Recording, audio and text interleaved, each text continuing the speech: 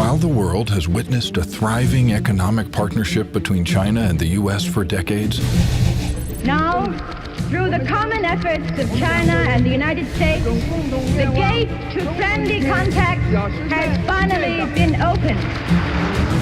behind the scenes, it is a complex relationship where each country sees the other as a potential adversary.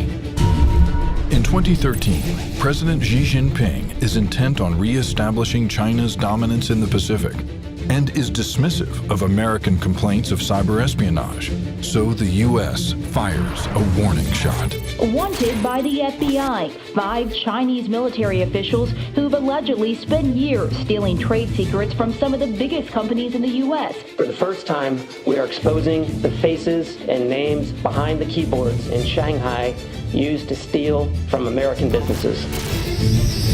Recognizing that U.S. leadership was built on economic strength, the Chinese Communist Party attempts to follow suit. They launch an ambitious roadmap to rapidly transform their manufacturing base into a high-tech global powerhouse by the year 2025. Made in China 2025 targets 10 industries essential to cutting-edge manufacturing supply chains. They issue a series of 5-year plans outlining their goals. However, their tactics do not mirror free economic development. Forced technology transfers, acquisitions of foreign companies, intellectual property theft, and industrial espionage are widespread. New tonight, stolen secrets stretching from Charlotte to China. Prosecutors say this man worked with the Chinese government, stole millions of dollars worth of technology from a local company, and brought it back to his homeland. Experts believe the Chinese Communist Party's goal is to control entire supply chains and manipulate global and domestic market conditions. More worrisome is the state-sponsored funding of China 2025 by the Communist Party, which fuses their commercial production with industrial research and military objectives, posing an even greater threat to U.S. national security. We've now reached the point where the FBI is opening a new China-related counterintelligence case about every 10 hours. China is engaged in a whole-of-state effort to become the world's only superpower by any means necessary. Those long-held suspicions of adversarial intentions are now on public display. The eventual demise of capitalism and the ultimate victory of socialism will require a long historical process to reach completion.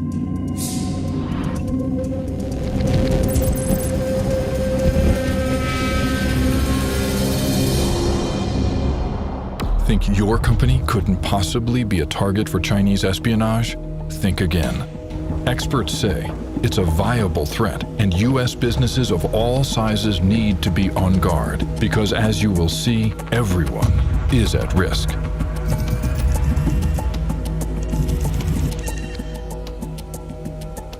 This isn't a case of somebody stealing a blueprint and copying it down the street. This is really intentional theft with the purpose of trying to destroy a company. And how they did it is they turned one of our employees against us.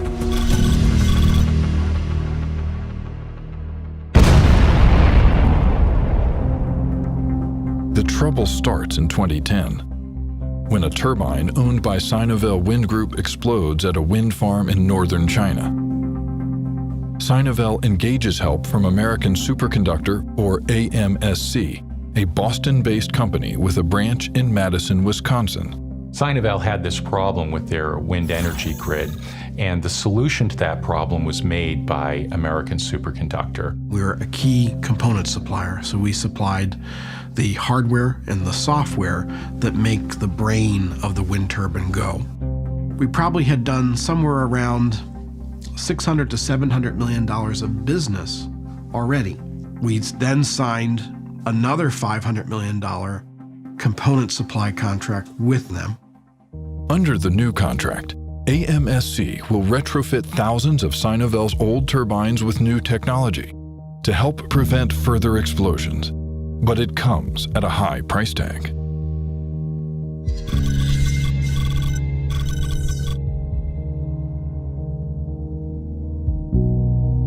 So all the indications, at least at that point in time, were the relationship was very good.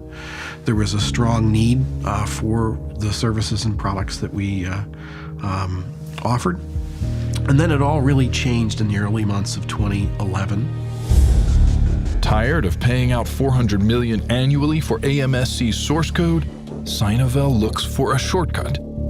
They find their way in through an employee at AMSC's office in Austria. Dejan Karabasevic is a Serb national. He was an up-and-coming engineer in the company and spent about 70% of his time in China, out on the wind turbines, living and working with Sinovel employees. He was a very good boss. He was taking care of his employees. He was working very, very hard. He was a very intelligent guy and a very hard-working guy. When Dejan experiences a setback at AMSC and is demoted to customer service, his ego gets bruised. A lot of people was cut from his team, and a lot of development decisions was taken away from him. Dejan openly complains, even to his Sinovel co-workers Xu Ling and Chao Haicheng, both high-level executives. They realize Dejan might be their ticket to AMSC's secret source code. Dejan was a typical insider threat. His profile from his coworkers was that he was money hungry, a womanizer, he was angry, he was narcissistic. They really convinced this guy that he was going to do the right thing by helping them. He'd have a whole new life in China with a lot of money and a lot of women involved.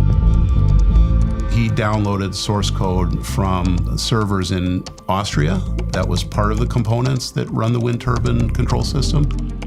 He needed the other half. The other half was in Wisconsin. So he downloaded that as well. And he then put the two pieces together, and that made the product that Sinovel wanted from him.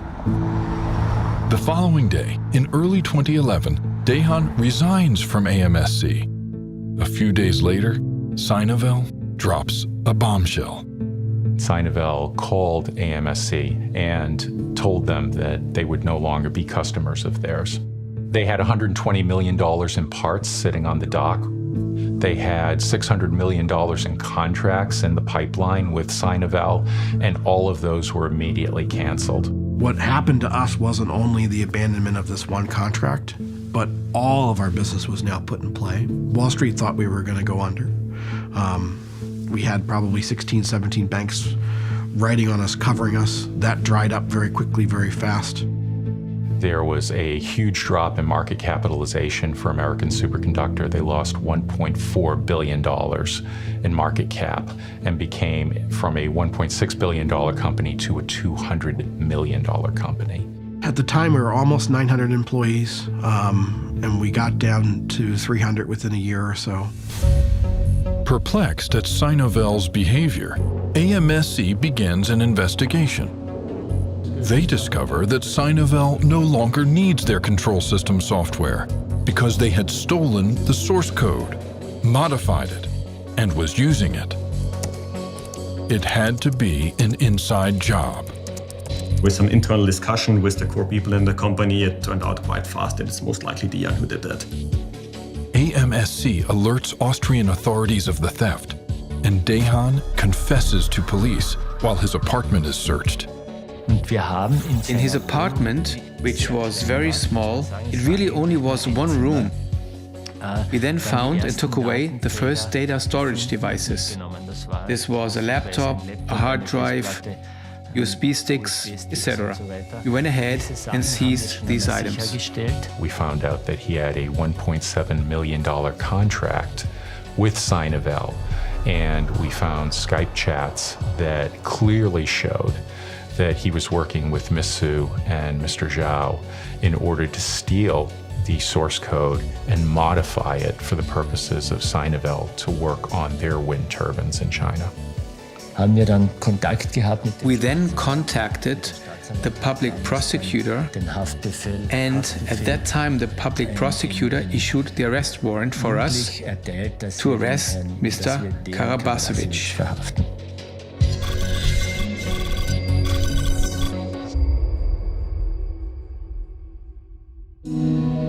American superconductor sues Sinovel in the Chinese courts trying to recover AMSC's secret source code, but to no satisfaction. They're told that the AMSC source code they're trying to recover is a Chinese national security secret.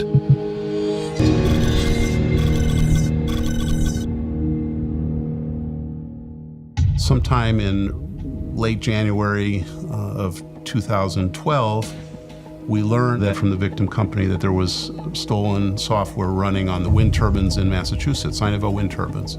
Not only did he steal that software and give it to China so that it could be used in China to retrofit thousands of wind turbines in China, there was stolen software running on the wind turbines in the front yard of American Superconductor.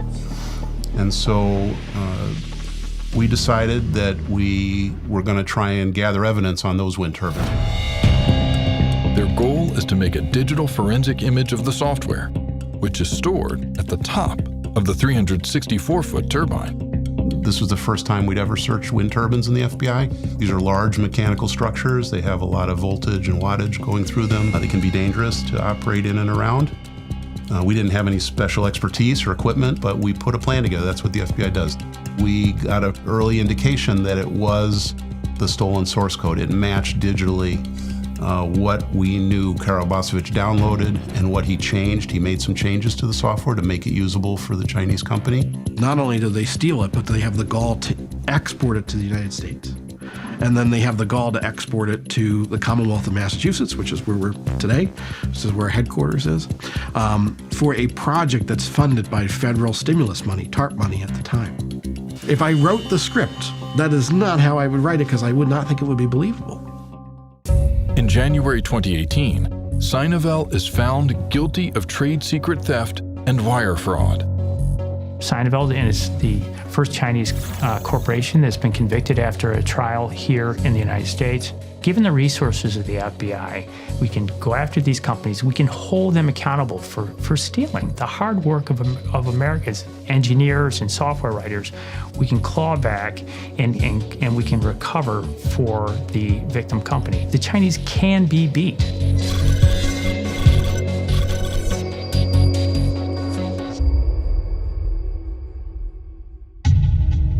Industrial espionage is an equal opportunity offender and can happen to any U.S. company.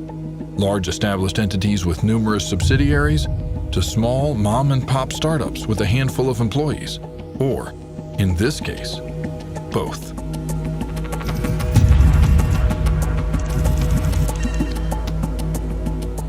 I was employee number 8 in this company. We grew it to about 500. With most of them, 300 being in China. And it was a single technology company. So when this happened, it hurt. It's like a family member that has betrayed the family, the company.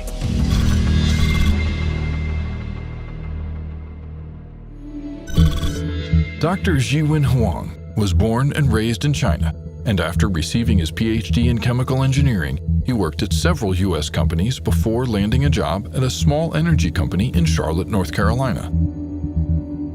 So that energy company really is a small mom-and-pop organization.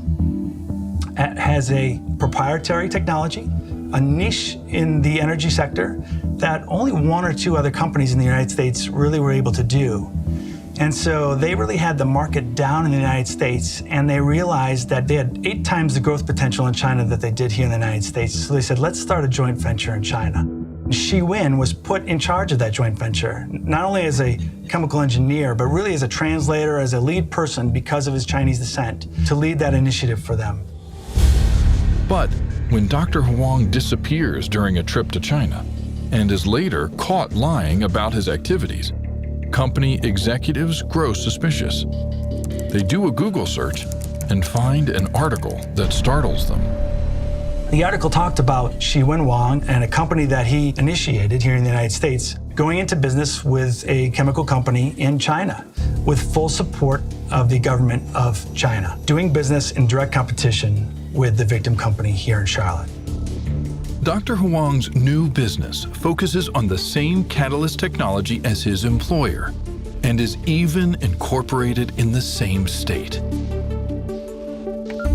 It turns out that he sent the incorporation papers to the Secretary of State in North Carolina on our fax machine. When someone starts lying to you, I think anything is possible. The company conducts a search of their computer network, and it confirms their worst fears. Dr. Huang had hacked his way in and stole sensitive trade secret documents. At that point, I felt very strongly that we should enlist the FBI. I got quite a bit of pushback, surprisingly, from staff. People were concerned, and I understand the concern, that there'd be a distraction, that the FBI would come in and say, wait, we found this too, and nothing could be further from the truth. There were no Suburbans pulling up. There were no guys in black suits and sunglasses sitting down, taking over their computer keyboards. Because honestly, we don't know the business. We only stayed in our lane. We looked at the areas that we needed to look at within the company to gather evidence. A search warrant on Dr. Huang's emails reveals a treasure trove of evidence.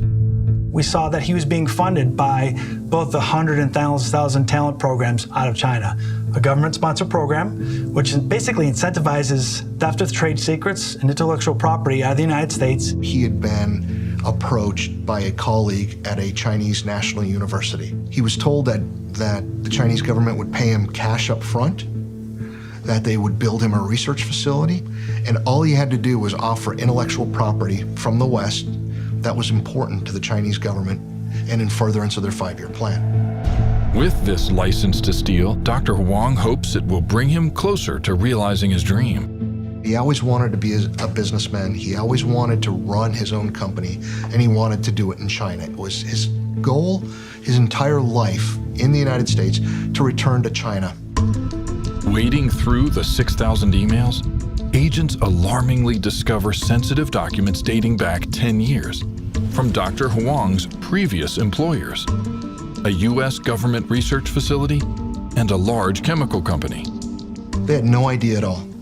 Neither two previous companies had an insider threat program. That had they had even the most basic insider threat program, they would have more than likely identified the loss. Dr. Huang is arrested during a sting operation, and agents catch a lucky break. Shi Wen was in possession of a computer when he returned to the United States. On that computer contained 2 terabytes of data. All of our intellectual property from all the companies was contained within that computer. Shi Wen was a thief, and the one thing thieves don't trust are other people, because they know if they're willing to steal, other people will steal with them. The perpetrator actually was using other technology that he took from previous companies, first in China, and had not gotten to our technology yet. The FBI found that it was not released. I guess it's like a cancer. They believe they got it all.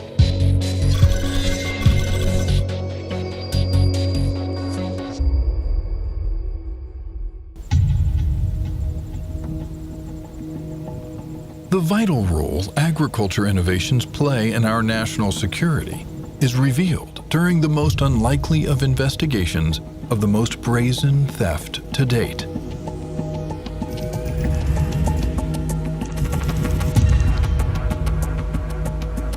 When they came in and tried to take our latest products, they were literally trying to access 30 years worth of investment in R&D, taking billions, tens of billions of dollars of R&D when you look at the accumulative effect over the last 30 years.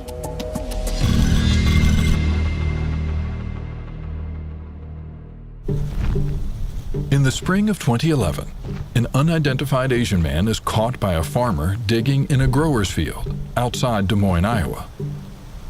Grower's field is the field where they do all their ag research. It's a field that's unmarked. It's a field that's not on a heavily traveled road. The seeds planted there are a new inbred variety of corn developed by the giant agricultural company Corteva Agriscience, and they are worth millions.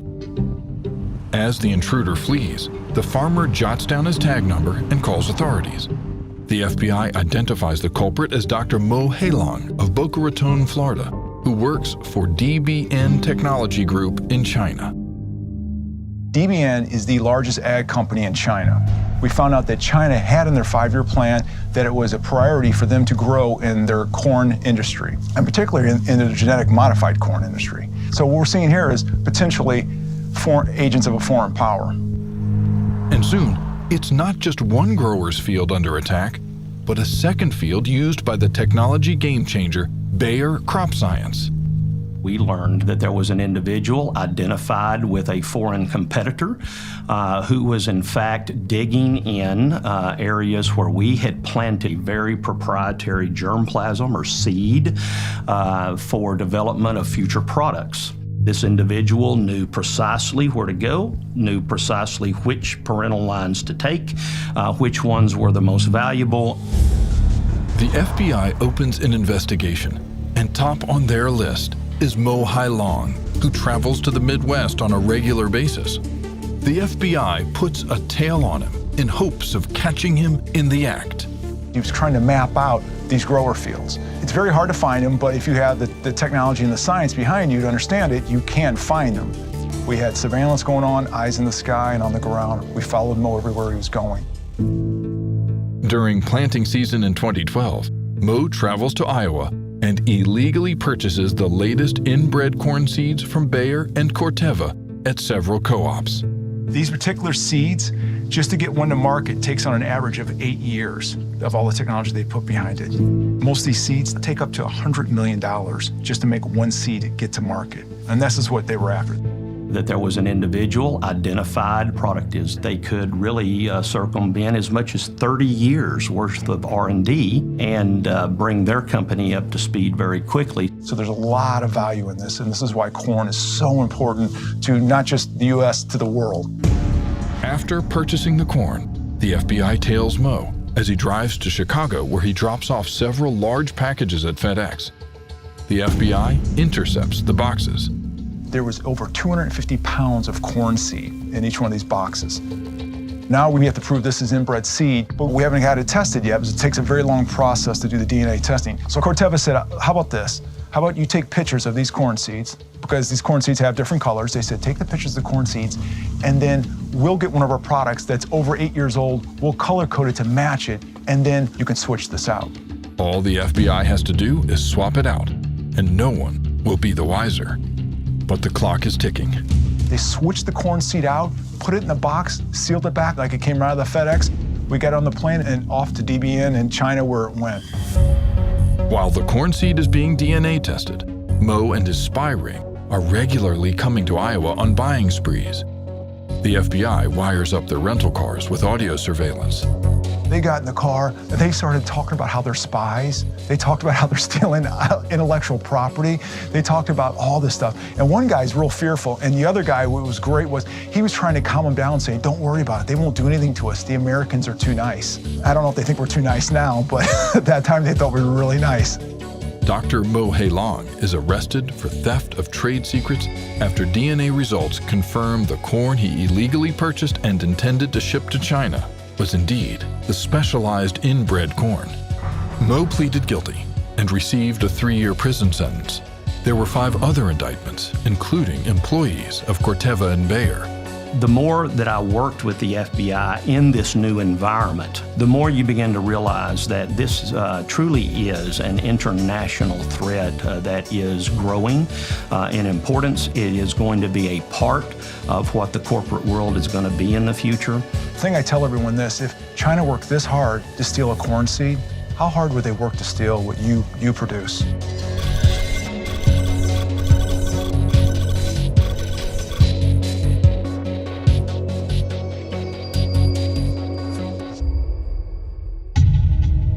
The Chinese Communist Party will pull out all the stops to obtain technology from the West, and even use members of academia to help them meet one of their top strategic goals: modernizing their military.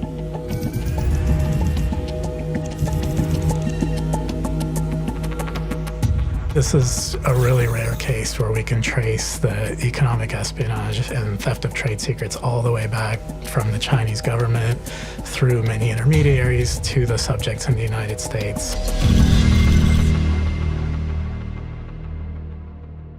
We received information that an individual named Shan Shi was interested in exporting syntactic foam, which is a certain type of technology, to China. We looked at the technology, and syntactic foam is one of those technologies that is really important to the United States and that no one's ever heard of. It was a material that provides buoyancy in a wide variety of applications in the oil and gas industry and also in military. It gives our submarines a key advantage over the submarines of other countries because it allows them to dive deeper and it allows them to be quieter. It's also used in our latest stealth destroyers because it's porous, so radar goes through it instead of bouncing off of it. There are export controls on syntactic foam. It requires an export license to send overseas to certain countries, and China is one of those countries. Syntactic foam is also a billion-dollar industry, and only 3 companies in the world make it. One of them is Trelleborg of Houston, Texas, who spent 40 years developing the technology. We knew we had a technology that was of interest to China, and then we started delving into what was happening in Houston, what Shan Shi was interested in, and how far along in the process he was. They obtained search warrants for Dr. Shi's emails and are alarmed to discover that the former professor from Texas A&M is already in possession of the secret formula for syntactic foam, and has been for a year. That sort of changed the nature of the investigation for us from something that was export focused to something that was theft of trade secrets, economic espionage focus. Dr. Shi's emails reveal that the Chinese government had an intricate plan to steal Trelleborg's recipe for syntactic foam. They first hired Dr. Shi through the 1,000 Talents program and bankrolled him $3 million. Dr. Shi then opened a front company, CBM International in Houston, and started hiring engineers. They were able to recruit 2 former Trelleborg employees who had access to the trade secrets that they eventually stole. They got enough trade secrets to the point where they couldn't quite mass produce the entire syntactic foam product, but they were able to make the key ingredient of it. Dr. Shi hires another engineer, one recently fired by Trelleborg, who helps produce the entire syntactic foam technology. China is now ready to mass produce. We knew we had a situation where we needed to move as quickly as we could. We set up an undercover operation to give Shan Shi and CBM an opportunity to demonstrate their technology and attempt to sell it. It's actually stuffed with syntactic foam in the middle, so it's actually... It was much more than we ever expected because every project they showed was for the Chinese government or for the Chinese Navy.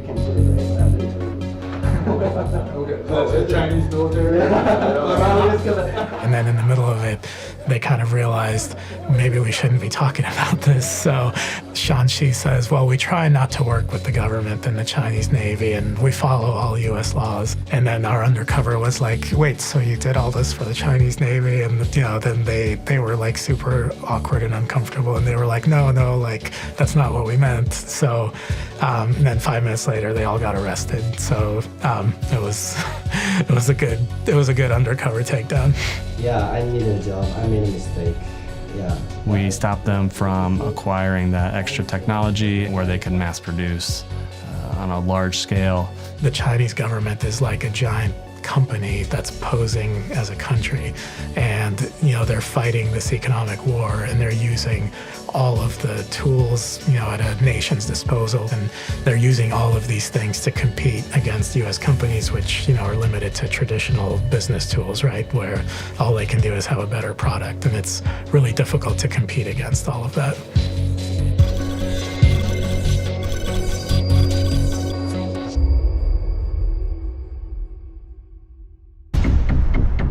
In only a few short years, China is likely to meet its 4th Industrial Revolution goals, and the Chinese Communist government is hoping to overtake the United States as the world's #1 economy by the end of this decade. China's 5-year plans are publicized, allowing U.S. companies a heads up to see if their industry is a target. But a warning to executives: if you need to do business with China, go in with your eyes open. There literally is a shopping list of technology, and if your company is on that shopping list, please beware, because whatever means possible will be utilized to acquire that technology if it is critical for the development of the economy in China by the Chinese government. Which could be highly detrimental to the U.S. economy, and experts fear could lead to the loss of entire industries. A threat against one of us is a threat against all of us, because it's the same tactics that are used over and over again. My message to you is there's 2 types of companies: those who've been hacked and intruded, and those who don't know they've been hacked and intruded. It's everywhere. Well, our advice is be careful. Protect your key data, protect your trade secrets, and just understand that it's the Chinese government's long-term strategy that they want to monopolize all of these industries, which means they want to eventually put you out of business. Today, cases involving the foreign theft of U.S. technology make up about 1/3 of the FBI's counterintelligence investigations. And while there's a whole host of hostile nations we're concerned about, by far and away the greatest immediate and long-term threat to our information, our innovation, and our national and economic security is the one posed by the People's Republic of China. These stories illustrate efforts by the government of China to undermine the hard work of American industry and the ingenuity of its workers. The FBI does not and will never target individuals based solely on race or ethnicity. It is the mission of the FBI to uphold the Constitution and protect the American people, all American people.